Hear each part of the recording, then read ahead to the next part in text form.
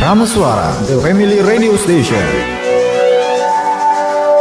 Oke, baik, selamat pagi saja untuk Anda di kesempatan pagi hari ini, Sobat Prameswara, di hari Selasa. Semangat pagi di lembar ke-21 Januari 2020 tentunya. 1 jam kita bakal ngobrol barengan dari Rumah Sakit Muhammadiyah Lamongan. Dan kalau Anda sudah lihat di laman Facebooknya Prameswara, kita ngobrolnya sama siapa? Nah, ini narasumbernya yaitu Bapak Haji Suwardi selaku perawat senior di Rumah Sakit Muhammadiyah Lamongan. Selamat pagi Bapak. Selamat pagi Mbak Ari. Nah, hari ini kita mau ngobrolin soal apa sih itu PPOK atau penyakit paru obstruktif kronis. Sebenarnya ini memang penyakit yang seperti apa sih? Mungkin bisa dijelaskan dulu ke Sobat Prameswara. Ya. Ini sebenarnya penyakit yang banyak sekali di lingkungan kita ya, Mbak Ari. Dan kecenderungannya itu banyak diderita oleh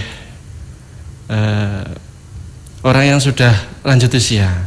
Walaupun juga bisa pada orang-orang usia muda, usia dewasa. Usia dewasa, oke. Iya. PPOK itu penyakit paru obstruktif ya. Penyakit paru obstruktif kronik. Ada juga yang menyebut penyakit paru obstruktif menaun. Artinya ini penyakit yang lama, yang kronis dan sifatnya irreversible. Irreversible itu tidak bisa dikembalikan seperti semula. Jadi memang seseorang yang terkena penyakit seperti ini nih jangka waktunya cukup lama gitu. Betul. Dan pemicunya ini rata-rata karena bahan berbahaya ya. Bahan berbahaya itu sifatnya polutan, bisa dari rokok ya. Ini yang utama, yang rokok ini bisa dari asap kendaraan bermotor yang sering itu asap pabrik. Perokok itu bisa perokok aktif, bisa perokok pasif. Tidak selalu yang tidak merokok, loh saya kok kena gitu.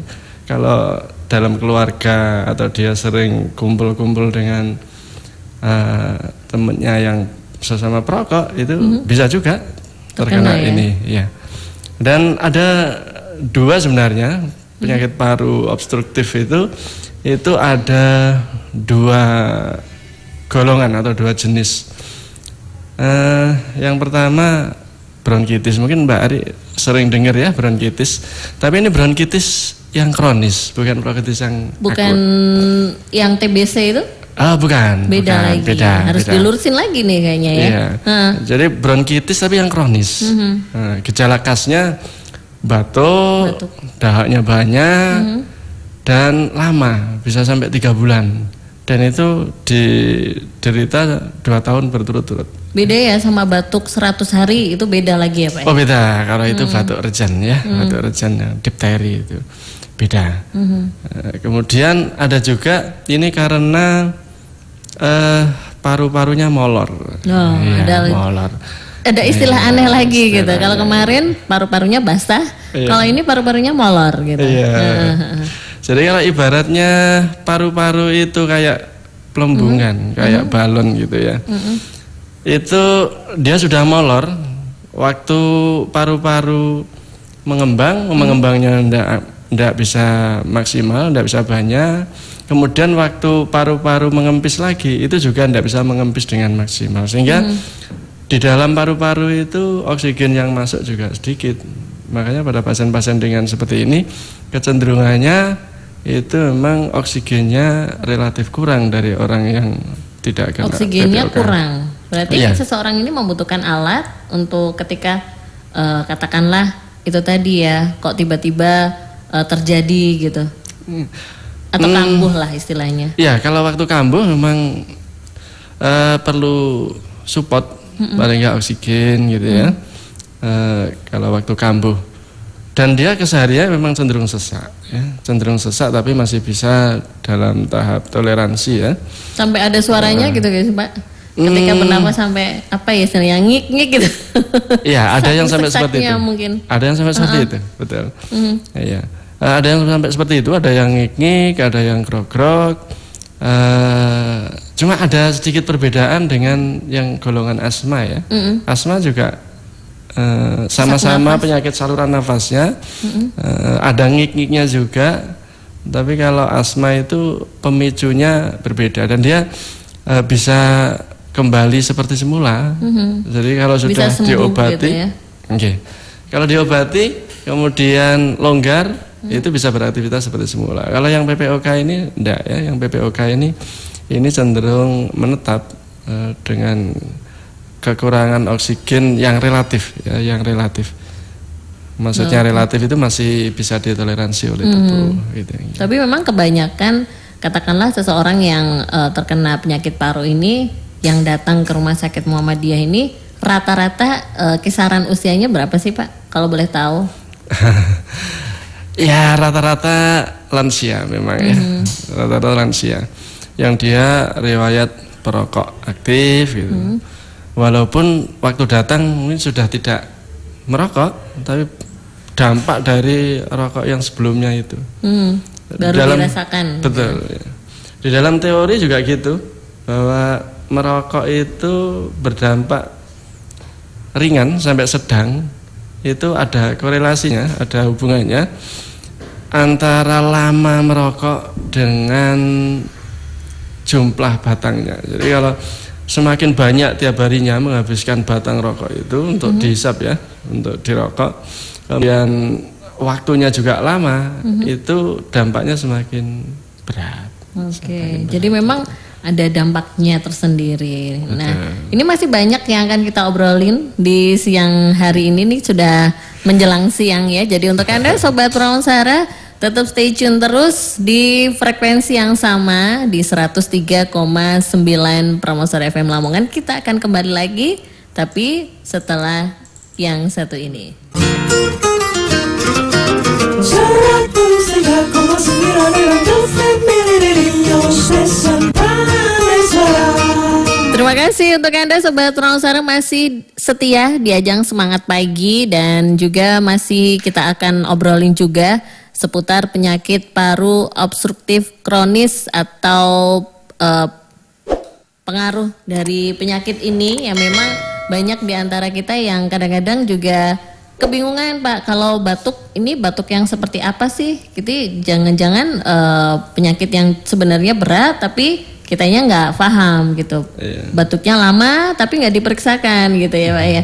Banyak ya kasus seperti ini. Karena itu terkait dengan kesadaran ya, kesadaran. Ada orang terutama masyarakat pekerja keras itu merasa kalau batuk tubuhnya biasa, kalau sampai tidak mengganggu pekerjaan, aktivitas sehari-harinya itu dianggap masih belum sakit. Itu banyak juga. Masih belum sakit. Walaupun sebenarnya dia batuk, walaupun tidak berat itu sudah batuk lama gitu ya. Batuknya ini jenis yang katakanlah keluar dahaknya kah atau gimana Pak? Kalau PPOK itu yang dominan, yang dominan itu justru seseknya Mbak. Lebih dominan seseknya. Nafasnya. Ya, walaupun batuk juga bisa. Jadi kalau misalkan nanti ada sekunder infeksi istilahnya, sekunder infeksi itu nanti dia akan batuk dan berdahak juga. Jadi gambarannya gini, pasien dengan batuk dengan PPOK itu saluran nafasnya itu sudah terjadi perubahan yang permanen atau kerusakan yang permanen gitu ya. Di saluran nafas itu sebenarnya ada fungsi mekanisme untuk pertahanan diri, untuk bagaimana saluran nafas itu tetap bersih, tetap sehat gitu ya. Tapi dalam kondisi PPOK itu fungsi mekanis itu namanya fungsi mekanis ya yang di sana, itu sudah jauh berkurang. Sudah berkurang apa mungkin karena ada apa ya, katakanlah ya itu tadi ada penyakit yang ada di dalamnya gitu ya Pak ya? Ada paparan polutan itu. Jadi polutan tidak hanya rokok ya sebenarnya ya, bisa asap-asap yang lain ya, atau bahan-bahan kimia aerosol yang lain gitu ya. Itu menyebabkan di dalam saluran nafas itu ada silia namanya. Silia itu dia sebenarnya sebagai untuk mengeluarkan benda asing, bisa debu, bisa kuman, bisa apa saja, itu untuk keluar dari saluran nafas. Itu bundel-bundel itu, bundel-bundel tahu nggih Mbak Ari? Apa ya? Bundel-bundel kayak itu bubble gitu ya? kayak habis kena apa namanya? Api gitu. Kena api gitu. Seperti ya. kayak ada airnya di dalamnya gitu. Kayak kena api itu rambut itu kan jadi bundel. Silia itu rambut getar sebenarnya.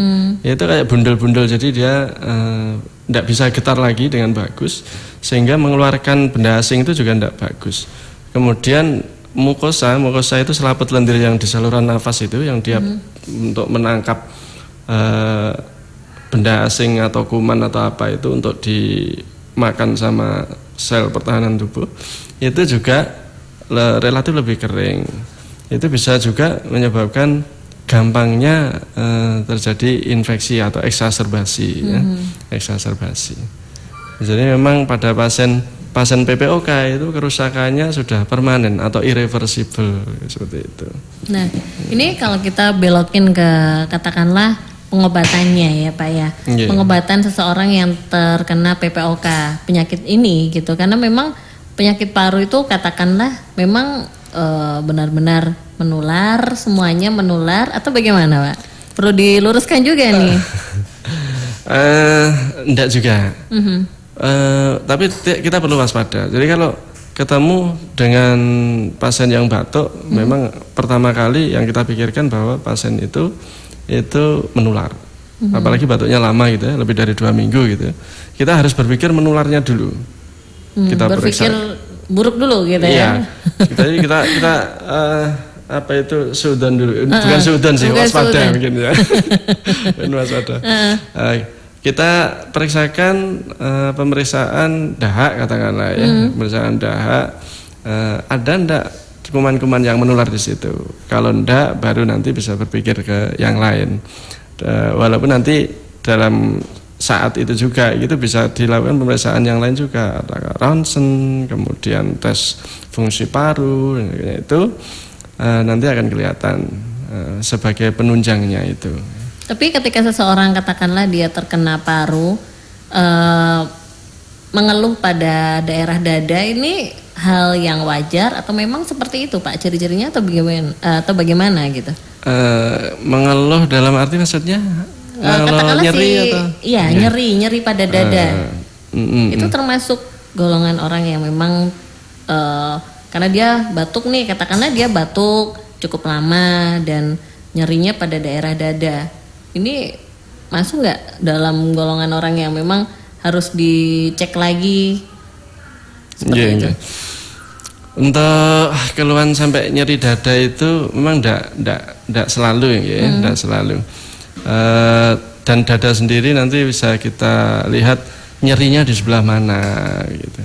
Karena ada yang namanya nyeri karena ototnya, bisa karena dinding parunya yang pleura namanya, pleuritis, atau nyeri yang lain kalau dada itu. Sakit hati juga nyerinya di dada sakit ya Pak ya? Hati, sakit jantung juga. Tapi memang tidak selamanya ya seseorang yang nyeri di dadanya ini dikategorikan itu tadi PPOK gitu. Justru kalau PPOK itu hampir ndak ada kan untuk nyeri dadanya, kecuali batuknya ngewegel dan kemudian ada spasme di otot-otot. Spasme itu kayak kram, atau aktivitas yang berlebih itu kan jadi jarem gitu ya. Kalau batuk berlebih itu otot-otot di dadanya itu juga ya? Jarem gitu ya. Itu iya. Jadi nyerinya mungkin lebih ke sana. Okay. Kecuali ada penyulit Misalkan ada juga infeksi pleura, kemudian ada lagi masalah mungkin perut lambung itu kalau nyeri juga kadang dipersepsikan di daerah dada juga, itu bisa, atau di kerongkongan itu yang panas itu bisa orang mengesankan keluhannya nyeri juga, mungkin seperti itu. Tapi kalau PPOK sendiri itu mestinya ndak sampai nyeri Dada. segitunya ya. Oke, ini perlu dikatakanlah mungkin Anda sobat Prameswara yang waduh ini kayaknya batuk terus nyeri di dada, ini tidak masuk dalam penyakit paru obstruktif kronis. Nah, untuk Anda sobat Prameswara yang ingin tanya boleh komen di Facebook atau mungkin di WA-nya Prameswara. Arik tunggu gabungannya karena ada souvenir cantik. Nah, tanya aja dapat souvenir nih ya. Arik tunggu di siang hari ini, masih stay tune terus di 103,9 Prameswara FM Lamongan. 103,9 Family Radio Station Prameswara. Prameswara 103,9 FM The Family Radio Station untuk Anda Sobat Prameswara di siang hari ini yang masih pantau semangat pagi dan juga masih mendengarkan bincang sehat kita bersama dengan Bapak Suwardi. Nah, ini Bapak Suwardi ini adalah perawat senior di Rumah Sakit Muhammadiyah Lamongan. Kita masih ngomongin juga soal PPOK. Nah, kalau dari awal Anda sudah simak PPOK itu apa sih? Penyakit paru obstruktif kronis yang memang banyak yang datang ke Rumah Sakit Muhammadiyah ya Pak ya dengan berbagai keluhan. Gendernya ini rata-rata yang datang ke sana untuk periksa ini maka memang laki-laki rata-ratanya atau gimana Pak? Ya, memang lebih banyak laki-laki. Lebih banyak laki-laki ini Mbak Ari. Kalau mungkin ada hubungannya tadi ya dengan rokok pasif aktif tadi.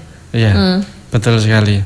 Jadi kalau di persentase mungkin ya 80-20 lah. 80% laki-laki kayaknya. 20%-nya perempuan. Dan rata-rata memang mereka yang sudah berusia lanjut ya Pak ya? Iya, dewasa atau berusia lanjut. Yang sering ya di atas 50 lah paling enggak. Nah, untuk pengobatannya nih, pengobatan dari PPOK sendiri, ini pengobatan yang seperti apa sih yang memang harus dianjurkan untuk penderita ini? Iya. Kalau pengobatannya standar ya. Jadi kalau misalkan pas terjadi serangan itu diatasi sesuai dengan keluhannya. Kalau waktu serangan kan mesti sesek, itu paling enggak butuh oksigen. Kemudian butuh obat-obat untuk melonggarkan saluran nafas gitu. Tidak hanya dibalsem ya Pak ya? Tidak hanya dibalsem. Kalau iya, biasanya nih kan seperti itu ya, aduh kasih balsem aja gitu. Tapi bisa dibalsem untuk memberi rasa nyaman aja. Tapi itu bukan merupakan bagian dari pengobatan ini. Tapi mungkin untuk sugesti ya. Tapi kalau yang obat utamanya paling nggak butuh oksigen, karena kalau sesek itu oksigennya cenderung turun. Inhaler untuk itu, mengurangi. Nah, kemudian bisa dengan obat-obatan pelonggar saluran nafas. Pelonggar saluran nafas itu bisa pakai yang uap. Yang uap itu ditambahi obat-obat pelonggarnya dan pengencer dahaknya. Bisa juga dengan yang inhaler, obat-obat yang golongan inhaler. Nah, jadi secara garis besar obatnya itu sebenarnya untuk serangan dan untuk menjaga. Untuk menjaga itu artinya supaya tidak gampang kumat gitu. Untuk memperjarang kumatnya itu juga bisa. Untuk inhalernya. Seenggaknya untuk meminimalisir dahaknya atau bagaimana itu Pak? Atau sesaknya? Inhalernya. Inhaler itu untuk mencegah gampang seseknya. Jadi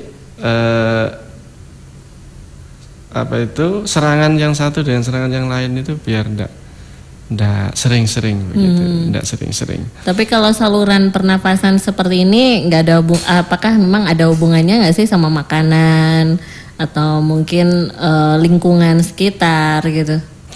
Kalau makanan untuk PPOK kayaknya enggak seberapa ya. Tapi tetap memang untuk pasien PPOK itu butuh diet yang agak khusus juga. Ada beberapa makanan yang sebaiknya memang dibatasi, kemudian memperbanyak makanan yang lain. Contoh misalkan pasien dengan PPOK itu untuk diet makan karbohidrat, makan nasi dan sebagainya itu sebaiknya dibatasi. Sedangkan protein, ikan-ikanan, daging itu tambah boleh. Jadi dibanyakin ikannya, proteinnya, karbonya dikurangin. Iya, betul itu untuk mengurangi keasaman tubuh nanti waktu ini. Kemudian selain apa tadi? Makanan. Iya. Lingkungan itu yang paling banyak memicu ya, lingkungan itu ya. Perubahan cuaca itu sangat berarti. Ini lagi pada waktu musim-musim hujan seperti ini, Pak. Iya, waktu musim-musim hujan seperti ini banyak sekali yang sampai ngamar gitu ya. Yang sebelumnya hanya kontrol aja di poliklinik gitu harus sampai ngamar gitu. Harus sampai ngamar karena beratnya serangan seseknya itu bervariasi. Kalau yang sedang sampai berat ya harus ngamar Mbak Ari. Karena kalau enggak nanti oksigennya tambah turun bahaya. Bisa sampai gagal nafas, tambah bahaya. Meninggal nanti ya. Oke. Tapi kalau seseorang yang memiliki penyakit saluran pernafasan ini harus seenggak-enggaknya nih Pak harus sedia katakanlah oksigen yang mini itu di rumah. Apakah memang seperti itu dianjurkan nggak sih? Ada juga di kami pasien-pasien yang dia ngamar dan dia tidak memungkinkan sembuh sampai benar-benar hilang betul seseknya gitu, itu pulang dengan membawa oksigen dan tidak kecil Mbak Ari. Kalau kecil itu ya? Iya kecil itu 2 jam paling sudah habis kalau kecil. Itu cukup besar ya itu ya. Terus pakai yang besar itu kita memfasilitasi itu juga di Rumah Sakit Muhammadiyah bahwa pasien yang pulang masih butuh oksigen walaupun dosis kecil itu kita bisa pinjami. Bisa dipinjami. Iya, dipinjami. Nanti diisi lagi gitu ya, Pak ya. Iya, nanti cuma ada cas untuk pembelian oksigennya aja, isinya. Sedangkan tabungnya kita pinjami aja. Memang ada biaya jaminan di sana, tapi nanti kalau tabung itu kembali kita kembalikan jaminan itu 100% tidak mengurangi sedikit pun. Nah, ini salah satu yang bocoran lah ya istilahnya. Jadi untuk Anda Sobat Purwanusara yang mungkin saja memiliki penyakit pernafasan, sering sesak, sering harus menggunakan alat bantu seperti oksigen. Nah, di Rumah Sakit Muhammadiyah ini juga menyediakan atau memfasilitasi seperti itu ya Pak ya. Iya, betul. Nah, mungkin yang ingin disampaikan lagi apalagi nih Pak? Yang memang berhubungan dengan PPOK gitu. Kayaknya memang butuh tips-tips ya supaya penderita PPOK itu tidak mudah masuk rumah sakit. Nah, nanti deh kita sambung nanti Sobat Purwanusara. Jadi untuk Anda tetap stay tune terus di 103,9 Pramesra FM Lamongan. 103,9 Pramesra 103,9 FM The Family Radio Station. Nah, masih tentang PPOK yang memang banyak di antara kita, mungkin Anda sobat yang sebenarnya memang sudah terkena penyakit paru obstruktif kronis, namun mungkin belum terlalu kurang aware, kurang sadar bahwa kayaknya ini harus diperiksakan atau seenggak-enggaknya harus dikonsultasikan ke rumah sakit. Nah, memang ada nggak sih tips yang mungkin bisa dibagikan ke Sobat Purwanusara supaya seenggak-enggaknya bisa meminimalisir lah? Silakan. Iya, Mbak Ari. Upaya itu insya Allah tetap ada ya. Insya Allah upaya itu tetap ada dan ini karena penderita itu rata-rata sudah lanjut usia, mungkin tips-tipsnya juga lebih banyak dengan yang tips ringan aja gitu. Ya. Mungkin yang pertama itu pada pasien PPOK itu, pada penderita PPOK itu kan terjadi kekurangan oksigen yang relatif. Jadi kalau dibanding dengan orang normal itu lebih rendah. Karena lebih rendah, maka perlu latihan untuk menaikkan oksigen itu. Nama latihannya adalah retraining breathing, bahasa Jawa ya Mbak Ari ya. Iya, bahasa Jawa. Dan perlu diartikan bahasa Inggris ya Mbak. Iya, bahasa Inggrisnya itu latihan bagaimana oksigen itu bisa banyak di saluran nafas dan kemudian bisa hirup, dibawa ke tubuh gitu ya, masuk ke dalam tubuh. Latihannya ini bisa dengan istilahnya push lip breathing ya kan? exercise. Bahasa Jawa lagi. Kan? Diartikan bahasa Inggris Pak, tolong Pak ya. Mungkin para pendengar Pameswara pernah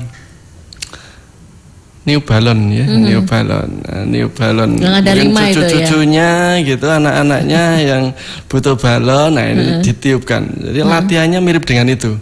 Latihannya mirip dengan tiup balon itu. Jadi persepsi mengartikan bahwa kalau niup balon kebanyakan nanti gondongan itu bukan ya.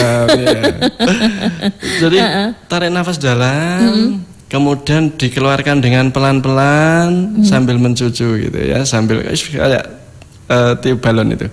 Itu retraining, maksudnya biar udara yang ditahan di saluran nafas itu lebih lama sehingga oksigen bisa masuk lebih banyak.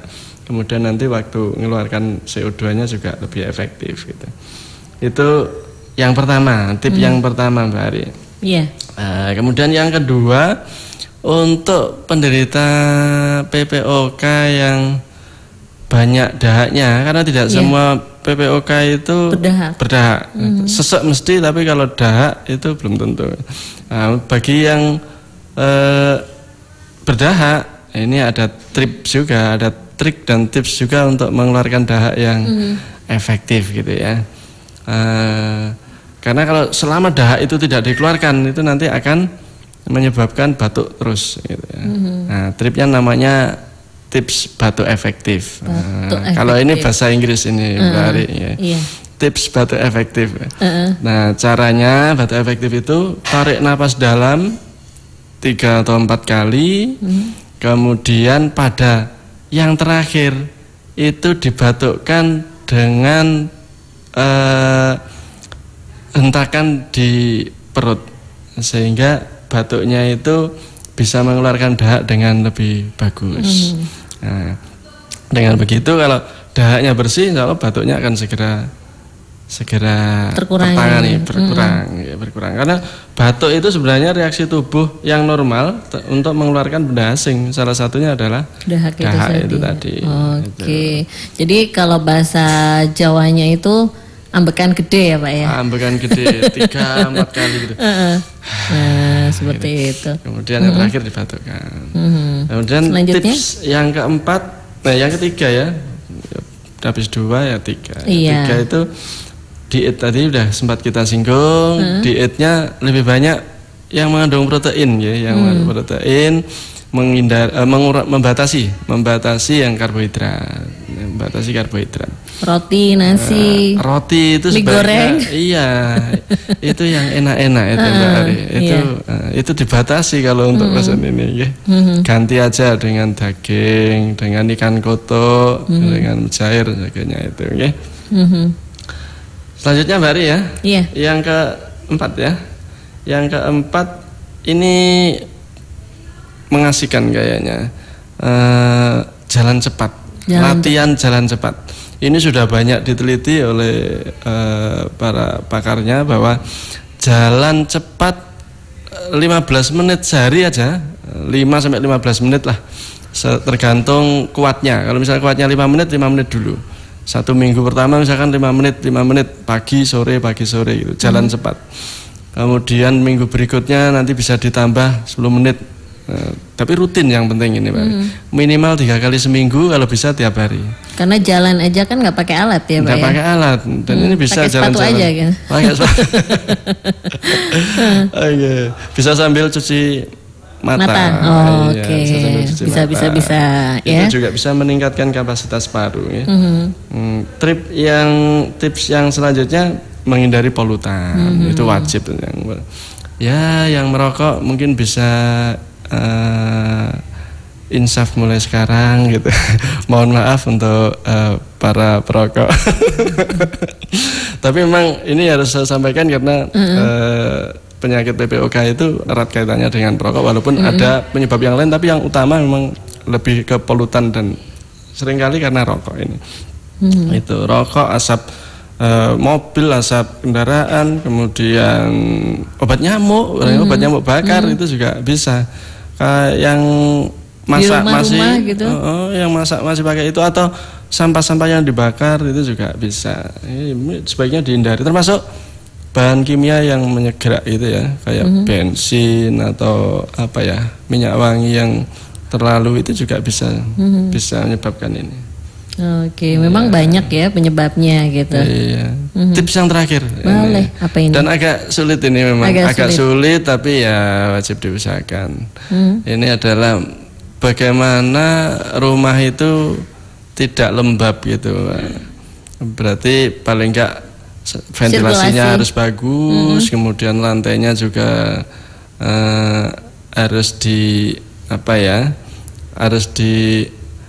tidak boleh lantai tanah atau plester yang biasa itu biasanya malah menyerap air jadi lembab ya. Kemudian barang-barang yang tidak dipakai bisa singkirkan atau diloakkan gitu ya. Lumayan kan, banyak bank sampah juga sekarang ya. Iya benar-benar. Jadi memang rumah seenggaknya harus bersih biar debu kemudian lembab itu tidak banyak di sana. Sinar matahari bisa masuk, ventilasinya bagus, udaranya bisa berganti terus, seperti itu. Jadi rumahnya jangan ditutup aja gitu. Iya, welcome terus. Nah, itu tadi memang ada beberapa trik and tips juga, karena memang penyakit atau PPOK ini sendiri juga erat hubungannya dengan lingkungan sekitar seperti rumah itu tadi ya. Iya, betul. Nah, ini untuk mengingatkan lagi Pak Suwardi bahwa memang Sobat Peransara yang mungkin di luar sana tadi belum menyimak dari awal, mungkin bisa diingatkan mengenai tentang PPOK ini sendiri. Oh iya, PPOK ini adalah penyakit paru obstruktif. Obstruktif berarti terkait dengan saluran nafasnya, dan itu menaun atau kronis.